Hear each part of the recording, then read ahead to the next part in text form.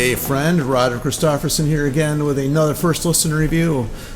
Today we have from the band Judicator their new album called The Majesty of Decay. Now this band I am not super familiar with. I've actually only came to know them about a year or so ago.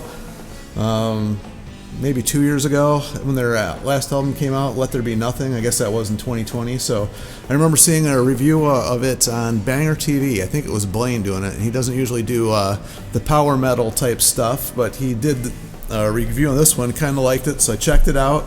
Really liked it. Went back and got their earlier stuff. So I'm familiar with what they sound like. I don't know a heck of a lot about the band other than what I've just listened to, the people in it.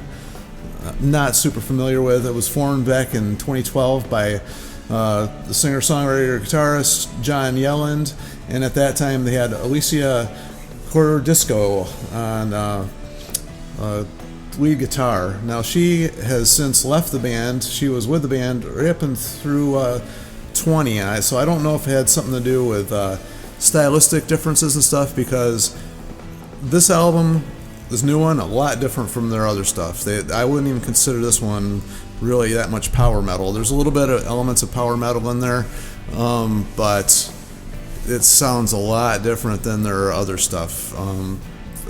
Their earlier stuff was pretty much straight up power metal. Even their slower stuff, the ballady-ish songs, even more power metal than a lot of other power metal bands' ballads are. In case anybody's familiar with power metal, you know how those ballads go. They just become epic things.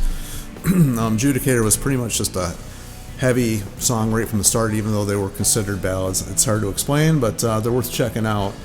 This album, it's almost, it really sounds like a completely different band. It is, considering it's a new lead guitarist. His name is Balmor Lemus. Not familiar with him at all. And on bass, they have a guy named John Dolan. It's funny because their bass player that they had previously was on drums, and he played drums before that, and he's gone back and forth, back on drums again. And his name is Jordan Elsis, or Elkis. I really don't know these names. I'm horrible with names, so I apologize to anybody's name who I ever pronounce wrong.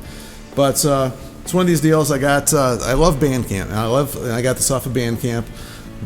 And all these bands, when you buy their music off of Bandcamp, they get all the money. So buy these bands, in case people don't know anymore, it's a weird world we live in now when it comes to music. There's a lot more accessibility to it, but the record labels this pretty much don't quite exist for bands like this. They don't make a whole lot of money, so when they can do it on their own and make some, it all goes to them, but these bands still struggle to make a living doing music. I'm sure I know a lot of bands that still have to work other jobs just to make a living anymore. I saw a funny thing with Justin Hawkins, where he was his channel cracks me up. If you haven't checked out his stuff on YouTube, you should check him out too. It's the singer from The Darkness. He was talking about how basically musicians have just become t-shirt salesmen at this point in time. It's kind of true though. So yeah, I'm keep pushing Bandcamp, mainly because my stuff is on there too. So I like helping out other artists and help myself at the same time. Oh my gosh. I don't edit any of the stuff. That's my phone ringing in the background. So, I very rarely edit stuff. I forgot to turn my phone off for this one. So, anyway, back into it. So the music on this one, like I said, is a lot different.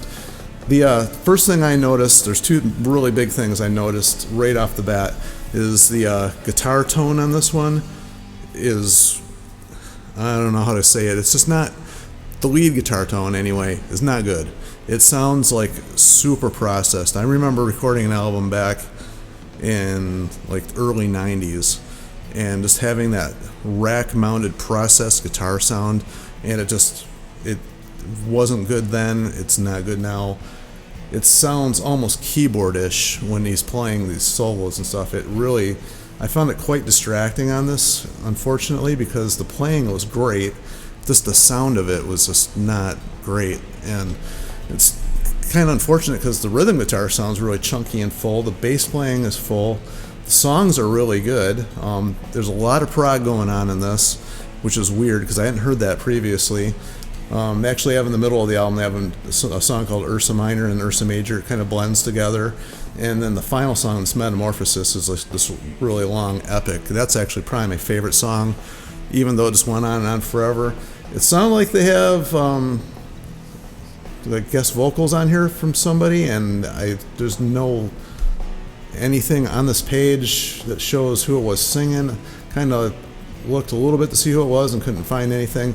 So you guys that are on Bandcamp, just a little like maybe advice here, like put a little more info on your page, because we want to know this stuff, and it doesn't say anything on here about who did that. And I'm looking again just to make sure I'm not missing anything. There's nothing on here that says anything about who that was. But anyway, and the other thing that I really noticed was the drums. I thought it was a drum machine, and I'm still not sure that it's not a drum machine, because it does say in the little notes here that the drums are edited by Carlos Alvarez, which leads me to believe that maybe they weren't actually drums played, and it kind of sounds like they weren't, like way too perfect, and some of the tom sounds just sound really drum machine-y. So, I mean, that's a terrible way to word it, but, you know, those are the two negative things. The songs are really good, and I tell you one thing, I got a lot more on this one. Kind of looking back, I guess I kind of recognized this type of thing before, but more so on this one than ever. It sounds a lot like Blind Guardian as far as the vocals go. I never thought I would say that, because the lead singer of Blind Guardian has a very unique voice, and although the singer here doesn't sound exactly that way, he still has that pitch. He doesn't have the weird vibrato that Blind Guardian does, but their harmonies and melodies are very Blind Guardian, like through this whole thing. I mean, it goes back and forth from their own style to the Blind Guardian type, feel. Anybody that's a fan of like the Beatles, they were the first one that started that type of harmony and melody, and anytime you hear that again, you immediately think of the Beatles. It's kind of the same thing with this. Like, Blind Guardian had that weird way of singing and harmonizing, and this like makes it sound that way as well. Holy moly, there's all kinds of background stuff going on in the background noise in the back today. What the heck? Anyway, it's pretty much all I had to say about that anyway. So, anybody feels free to leave their thoughts, leave them down below. We're always ready and willing to hear what you guys have to say about this stuff, or anything else we should check out, any of the bands that these guys are affiliated with. Always feel free to let us all know about that stuff. So anyway, make sure you like, subscribe, share, all that fun stuff, and talk to you next time. See you.